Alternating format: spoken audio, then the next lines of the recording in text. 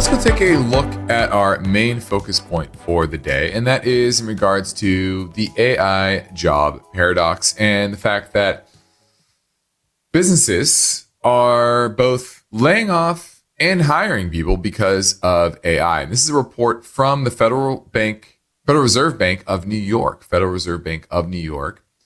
And they talk about the concerns that AI have sparked that the technology will replace jobs and reduce hiring.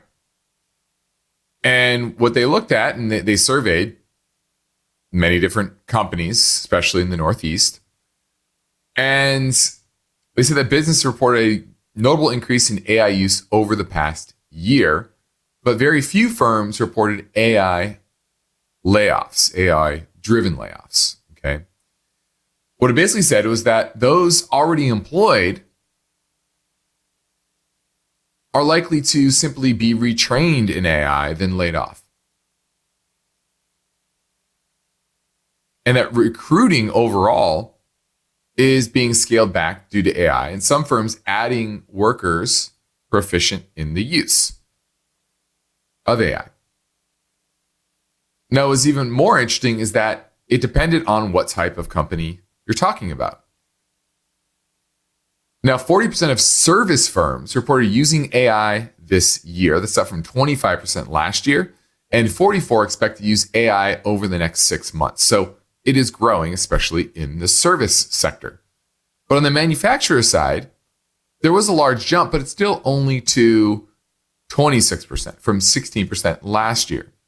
And about a third expect to use AI over the next 6 months. So it's growing, but not as fast as the service sector. Now, what subsectors used it the most? Well, over half of firms in the information, finance, and professional business service sectors reported using AI as part of their business process. And this kind of ties to something we're going to speak about at our webinar later this month on the 30th, 15 days from now. And that is not just what companies are helping build out the AI infrastructure, but what also companies are going to benefit from utilizing AI. And this is their first kind of hint at that. It's the service sector and a lot of the subsectors. And we're in this space, right? We're in the finance industry. We are using AI extensively for a lot of business processes. And then you look on the flip side, no firms in the agriculture space are using AI. So once again, some firms are going to benefit drastically from higher efficiency, others none at all. Now, 40 to 45% of firms in the wholesale and leisure hospitality sectors are using it. And about a third of firms in education and healthcare, personal services, and the retail sector. So once again, some none at all, some a little bit, some extensively. And when it comes to those that are paying for it, about half of service firms are now paying for AI tools in some capacity. That's up that's up 16 percentage points from last year. Okay. Now, what's interesting on the job front is what sectors are laying off, what are simply retraining, hiring, or hiring fewer. So far this year, service firms barely laid off any workers because of AI. But about 10 to 12%, actually 13% of service firms anticipate layoffs over the next 6 months. And that's about even to how many people hired fewer, or how many companies hired fewer. But about 35% are going to have retrained workers this year to use AI. And nearly 50% next year expect to retrain workers. And that's the same on the manufacturing side. They expect to retrain workers. And on the manufacturing side, nearly 15% of those firms think they will hire more next year.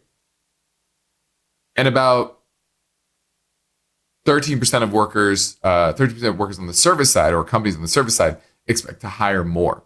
And that's what's interesting here is everyone's focusing on the jobs that are being replaced or the hiring less. And the reality here is it's a lot more complex than that. And they're seeing that the reduction in hiring due to AI was concentrated among jobs that require a college degree. So that's probably why you're seeing youth unemployment rise so significantly, especially those that are leaving college over the past couple of years. So the suggestion is that the effect of AI on individual firms is simply complex. And AI is creating job opportunities for those that know how to use it effectively, while other firms are simply hiring less. But most are actually retraining their current workers. So don't think that this AI is the real driver here of a weak jobs market. More likely, it's actually immigration policy.